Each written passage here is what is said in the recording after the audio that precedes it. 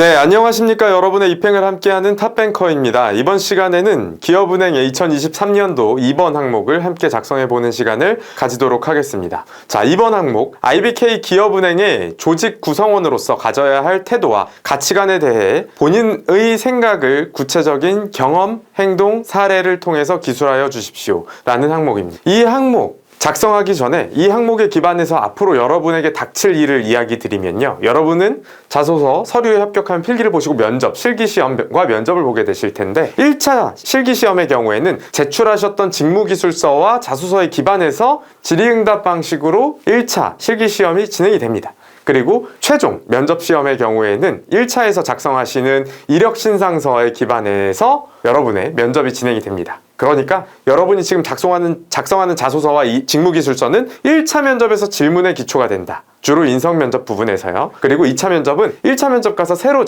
작성하게 되는 이력신상서라는 것이 다시 있는데 그것에 기반해서 진행하게 된다. 자, 근데 제가 지금 이야기 드리고 싶은 부분은 요 작성하신 이 부분은 실기시험에서 여기 기업은행이 평가한다고 하는 항목 중에서 실기시험에서도 이제 여기 윤리의식이라는 부분을 평가하게 되는데요. 그 부분으로 이어지는 자소서 항목이라고 생각하시면 됩니다.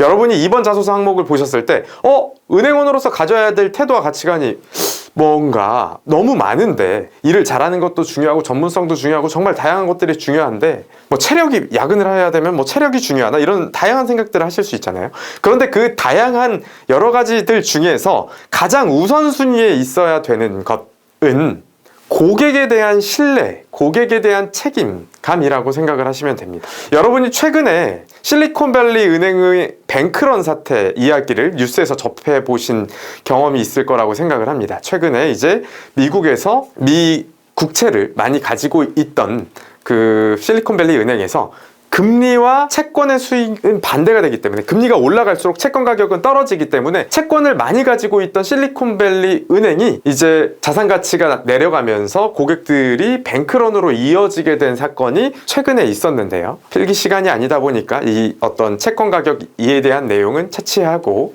어쨌든 고객들에게 신뢰를 잃게 되는 경우에는 뱅크런이 발생을 하는 것을 저희는 지켜보았습니다. 근데 이런 일들은 미국에만 있는 것이 아니라 우리나라에서도 과거에 뱅크런은 있었고요. 그럼 뱅크런이라는 것은 사실 결국 고객의 신뢰가 깨질 때 발생하게 됩니다. 자, 근데 기업은행에서 최근 있었던 일들을 보면 기업은행에서의 횡령 사건, 기업은행뿐만 아니라 신한은행, 우리은행, 많은 은행들에서 조금씩 항상 매년 규모의 차이는 있지만 언론에 나오든 나오지 않든 항상 횡령 혹은 고객의 자산을 빼돌리거나 정보를 빼돌리는 일들이 있어 왔습니다. 그러다 보니까 사실 이것들이 암암리에 묻히고 있기 때문에 뱅크런이 안 일어나고 있는 거지, 그런 것들이 점점 규모가 커지고 작년에 있었던 것처럼 600억짜리 나오고 이러다 보면 우리나라에서도 뱅크런이라는 것이 일어날 수도 있겠죠. 그래서 우리나라 기업은행에 있는 돈을 다 빼서 해외에 있는 다른 은행으로 넣는 일이 나올 수도 있겠죠. 신뢰가 깨진다면 거기 있는 돈 다 빼서 업비트에 넣는 게 낫겠구나 이런 생각을 하게 될 수도 있겠죠.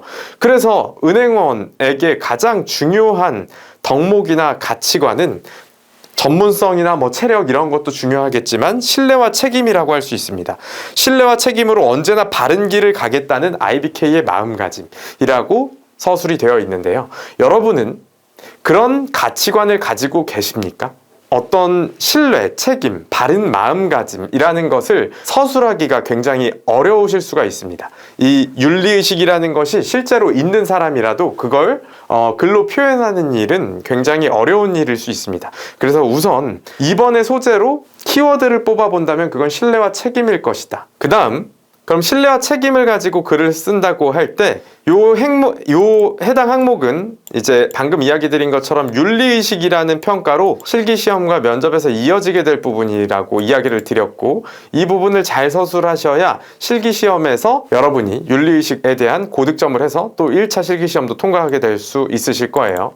자, 은행에서는 은행원들은 기본적으로 고객의 자산에 대한 책임을 지는 일을 하는 것이 업의 본질이죠. 그래서 고객의 자산을 믿고 맡겨도 되는지에 대한 책임감이나 신뢰가 본 항목에서 제시가 되어야 하는데 여러분은 뭘로 보여주실 거냐? 우선 소재를 한번 브레인스토밍을 해보도록 합시다. 이 브레인스토밍을 조금 더 도와드리기 위해서 기업은행에서 다른 은행과 다르게 고객들을 위한 신뢰, 책임을 어떻게 만들어 나가고 있는지 먼저 짤막한 영상을 보시겠습니다. 성과급 잔치를 벌인 은행들도 대통령의 호통에 부랴부랴 3년간 10조 원을 서민을 위해 쓰겠다고 발표했습니다. 사실 이런 대책 발표는 종종 있었죠. 문제는 과연 잘 이루어지냐인데 저희가 역전세난 관련 은행 대출 정책을 취재해봤더니 현장에서는 전혀 이루어지지 않고 있었습니다. 장서윤 기자입니다. 집주인 진모 씨는 2년 전 4억 7천만 원의 세입자와 전세 계약을 맺었습니다. 그런데 만기가 다가온 지금 전세가는 3억 원까지 떨어졌습니다. 새로운 세입자를 계속 구하는데 금액을 낮춰도 도저히 안 구해지더라고요. 그래서 이거 집을 팔아야 되나. 방법을 찾다가 정부와 주택금융공사가 지난달 임대보증금 반환 대출의 한도를 늘렸다는 걸 알았습니다. 전세금을 세입자에게 내주기 어려운 집주인에게 돈을 빌려주는 제도였습니다. 반가운 마음에 은행을 찾아갔지만 가는 족족 퇴짜를 맞았습니다. 우리는 그런 상품을 처음 들어보고 취급하지도 않는다 말씀하시더라고요. 그러면서 오히려 한다는 말이 그게 한국주택금융공사에서 보증을 하는 거면 한국주택금융공사에 가서 말씀하셔야지 왜 은행에 오셨어요? 이렇게 말씀하시더라고요. 정부 대책대로라면 집주인은 원래의 2배인 집 한 채당 1억 원까지 대출을 받을 수 있습니다. 하지만 정작 대출을 해줘야 하는 은행은 모르는 경우가 태반이었습니다. JTBC 취재 결과 전세금 반환 자금을 1억 원까지 빌려주는 은행은 기업은행 단 한 곳뿐이었습니다. 전체 18개 은행 가운데 이 상품을 취급하는 은행은 5곳뿐. 그마저도 기업은행을 뺀 나머지 4곳은 한도를 상향하기 이전 금액인 5천만 원까지밖에 대출이 안 됩니다. 상품을 취급하는 은행인데도 막상 창구에 가서 문의하면 처음 보는 상품이라며 거절당한 집주인들의 후기가 줄줄이 올라오고 있습니다. 최대한 은행 쪽하고 협력을 하면서 계속 독려를 하고 그러고 있는데 생각보다 조금 시간이 더딘 거는 맞습니다. 이처럼 정부 정책을 중개하는 대출은 통상 은행이 직접 대출하는 것보다 수수료가 적습니다. 돈잔치를 벌인 은행들이 정작 돈이 안 된다는 이유로 서민들의 고통을 줄일 정부 대책은 외면하는 게 아니냐는 지적이 나옵니다. JTBC 장서윤입니다. 네, 보신 것처럼 최근에 경제 상황에서 전세가가 많이 떨어지고 하다 보니까 이 전세가가 떨어지면서 깡통 전세 혹은 역전세난이라는 문제가 발생하고 있습니다. 그래서 정부에서는 은행들에게 이런 깡통 전세로 인해서 세입자들이 피해를 보지 않도록 니네가 집주인들한테 대출을 좀 잘 해줘. 그래야 집주인들이 대출을 받아야 세입자 돈 돌려줄 거 아니야. 집주인한테 빨리 돈 빌려줘. 그래서 세입자들이 집 나갈 때 문제 안 생기도록 하라고 정부가 이야기를 했습니다. 근데 그에 대해서 기업은행은 충실히 이행을 하면서 깡통 전세를 막기 위한 사회적 책임과 고객 신뢰를 지키기 위한 노력을 했는데 다른 은행들은 잘 안 하고 있죠. 기업은행은 이런 식으로 자신들만의 신뢰, 고객 신뢰를 지켜가기 위한 노력을 하고 있습니다. 기업은행이 원하는 것이 무엇인지 어느 정도 이해하셨다면 여러분 역시도 그런 경험이 있는지를 한번 사례가 있는지를 떠올리기 위해서 노력을 해보시는 거예요. 꼭 은행이 아니어도 제가 지금 이야기 드리는 것들을 들어보시면서 소재를 생각해 보세요. 요즘에는 코로나로 인해서 은행들의 영업시간이 많이 줄었습니다. 이제 코로나는 거의 끝났지만 은행들의 영업시간이 아직 정상화되지 않은 곳들도 많이 있는데요. 은행이 문을 일찍 닫으면 고객들의 입장에서는 힘들죠. 그래서 어떤 은행들의 경우에는 마감 시간, 주말에 하는 은행도 있고요. 이런 식으로 마감 시간을 늘리면서 고객에 대한 신뢰나 책임을 다하는 것도 은행들이 하고 있는 일들 중에 하나이고, 만약에 요즘에 금리 인상기의 깡통 전세, 지금 살펴본 것처럼 이런 문제에 대해서도 적극적으로 노력하면서 고객의 자산을 지키기 위한 노력을 하고 있고, 만약에 자산관리 부분으로 넘어간다면 한번 판매하고 끝나는 것이 아니라 계속 관리를 해주면서 리밸런싱을 해주고 불안전 판매가 되지 않도록 고객에게 하나하나 친절하게 설명해주고, 이런 것 역시 은행에서 고객에 대한 책임과 신뢰를 다하기 위해서 하는 노력이라고 할 수 있겠습니다. 과거에는 기업 창구라면 코로나 시대에 내가 코로나에 전염될지도 모르지만 고객을 응대하면서 고객에게 필요한 급전을 빌려주기 위해서 노력했던 그런 일들이 어떤 고객에 대한 신뢰, 책임을 다하는 일들일 수 있겠죠. 자, 그럼 이런 일들을 여러분이 생각을 해보신다면, 만약에 여러분들이 학원에서 일을 했다면, 혹은 과외를 했다면, 그런 것도 학생에 대한 책임감을 바탕으로, 신뢰를 바탕으로 코로나가 왔다고 안 하는 것이 아니라 비대면으로 하거나 아니면 줌으로 하거나 아니면 다른 방식으로 계속 학생들에 대한, 학업에 대한 책임감을 이어나갈 수도 있는 거고요.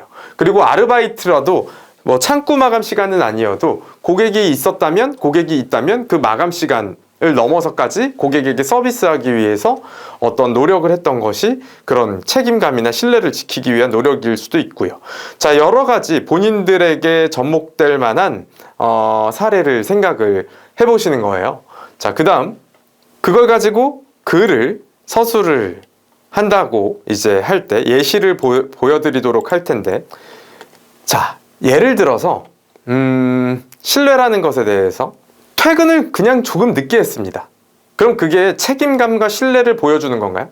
그냥 단순히 늦게 퇴근한 거, 혹은 그냥 아까의 사례였다면 코로나 시대에 그냥 고객을 응대한 거, 어떤 생각으로 했는지에 따라서 책임감이나 신뢰를 보여줄 수도 있고, 아니면 그냥 코로나 시대에 나는 면역이 있어서 고객을 응대했던 거라면 그게 사실 책임감이나 신뢰와는 무관할 수도 있겠죠. 그래서 이 내용을 서술하시면서는 글을 읽는 사람이 이게 이 사람이 정말 책임감과 신뢰를 지키기 위해서 한 행동이고 경험이구나를 공감할 수 있게, 공감을 끌어낼 수 있게 자세히 자신의 생각을 서술해야 됩니다. 그냥 늦게 퇴근했다, 혹은 코로나 시대에도 고객을 응대했다가 아니라 어떤 생각으로 응대했다, 어떤 생각으로 늦게 퇴근했다, 나의 생각과 함께 그 내용이 서술되어야 신뢰와 책임을 보여줄 수 있다는 이야기입니다. 그래서 공감할 수 있게, 읽는 이가 공감할 수 있게 이 책임과 신뢰라는 무척 추상적인 개념을 공감을 끌어낼 수 있게 나의 생각과 함께 서술을 하셔야 된다. 자, 한번 예시를 통해서 살펴보겠습니다. 점심 방송은 오늘도 온 에어. 자, 사회적으로 중요한 역할을 하는 은행 중에서도 국책은행인 기업은행은, 자, 한번 자소서 항목 다시 읽고 한번 글을 읽어봅시다. IBK 기업은행의 조직 구성원으로서 가져야 할 태도와 가치관에 대한 본인의 생각을 구체적인 경험, 행동, 사례를 통해 기술하여 주십시오. 방송 오늘도 온 에어. 사회적으로 중요한 역할을 하는 은행 중에서도 국책은행인 기업은행은 국민에게 끼치는 영향이 크기에 신뢰가 중요하다고 생각합니다. 저 역시 교내 언론을 담당하는 방송반 활동을 하며 신뢰와 책임을 다해본 경험이 있습니다. 자, 일부러 많은 분들이 조금은 글을 이해하고 접목할 수 있도록 일부러 뭐 은행 인턴이나 이런 걸로 안 하고 어떤 평범한 소재들로 예시를 들어드려보고 있습니다. 자, 학생들에게 미치는 영향이 컸기에 학창시절 방송부로 활동하면서 음향을 담당하며 사람들에게 드러나지 않지만 제 소임을 다하며 학우들의 신뢰를 만들어내 보았습니다. 당시 학교 곳곳에서 학우들이 방송을 들을 수 있게 관리해주는 것이 제 주 업무였습니다. 그러다 보니 잘해도 드러나지 않고 방송사고에 대한 책임은 컸습니다. 이러한 환경에서 지내면서 작은 배선 연결 하나가 잘못되면 큰 방송사고가 된 경험을 하였고, 그렇기에 누군가가 보지 않더라도 항상 보는 것처럼 일을 해왔습니다. 특히 사람의 노력으로도 막을 수 없는 방송사고가 존재하였기에 과거의 방송사고 이력을 검토하며 문제가 생길 수 있는 부분은 선제적으로 파악하고자 노력했습니다. 장비가 노후화된 탓이나 기기 탓을 하기보다는 그 부분까지 제가 관리해야 하는 범위라고 생각하고 일을 하고, 사고가 나더라도 신속하게 대응하기 위한 준비를 해두며 방송사고를 줄여나갔습니다. 방송사고를 줄여나갔던 경험이 있습니다. 금융 역시 마찬가지라고 생각합니다. 기업은행은 국책은행으로서 소상공인들과 중소기업이라는 국가경제의 실핏줄에 피가 돌게 하는 일을 하고 있습니다. 그렇기에 누가 지켜보지 않더라도 묵묵히 일하는 심장처럼 할 일을 해야 한다고 생각합니다. 신뢰라는 것이 한순간에 이루어지는 것이 아니기에 기업은행이 쌓아온 60년간의 신뢰를 함께 유지시키고 발전시켜 나가고 싶습니다. 자, 물론 글자 수는 여러분의 이해를 돕기 위해서, 이걸 더 길게 쓰면 여러분이 오히려 이 글을 어떻게 서술을 하셔야 되는지에 대해서 전달력이 떨어질 수 있기 때문에 초반부에는 주로 신뢰와 책임이라는 가치에 대해서 기업은행에서 중요한 이유를 제시하고, 그 다음 본론에서는 이 부분이 이제 가장 득점과 연결되는 부분이겠죠. 신뢰와 책임, 경험, 그리고 그 당시에 아까 자 그냥 늦게 퇴근했다, 그냥 코로나 때 고객을 응대했다는 건 신뢰나 책임을 보여주지 않는다. 그거와 함께 내가 어떤 생각으로 그런 일을 했는지를 서술해 주셔야 된다. 방금 소재에서는 내가 학우들에게 미치는 영향이 큰 방송이라는 부분에 대해서 책임을 져야 됐기 때문에 그래서 배선 하나하나를 잘 신경 쓰고 그렇게 일했다. 자, 그래서 결과적으로 방송사고를 줄여나갔다. 그렇게 지금 이 본론에 해당하는 이 부분이 이제 여러분의 자소서 평가와 직접적으로 연결이 되는 가장 중요한 부분이겠고, 결론으로는 다시 한번 기업은행 은행원으로서 신뢰와 책임이 중요한 이유를 요약하면서 마무리를 하면 해당 항목이 책임과 신뢰라는 부분을 잘 전달하는, 그러한 가치관을 잘 전달하는 자소서 항목이 완성되리라고 생각이 듭니다. 여러분이 이 신뢰, 책임에 대해서 쓰는 단어는 정직, 믿음 이런 식으로 바뀔 수도 있을 거예요. 그렇지만 본질적으로 이 2번 항목이 추구하는 방향은 기업은행의 핵심 가치에서 여기 첫 번째 신뢰와 책임 부분에 있다는 걸 염두하면서 글을 서술하신다면 면접에 가셔서 자연스럽게 윤리의식에 대한 득점까지 잘 하시는데 도움이 되리라고 생각이 듭니다. 자, 여기까지 해서 자소서 기업은행 2023년도 2번 항목에 대한 설명을 마치도록 하겠습니다. 감사합니다.